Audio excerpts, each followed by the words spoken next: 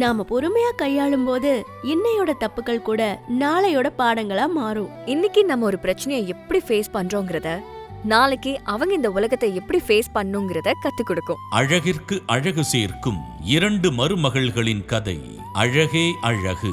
Co-presented by Prithvi women's innerwear மற்றும் தங்கமயில் jewellery. ஜனவரி 26 முதல் திங்கள் முதல் வெள்ளி வரை இரவு 7:30க்கு உங்கள் விஜயில்.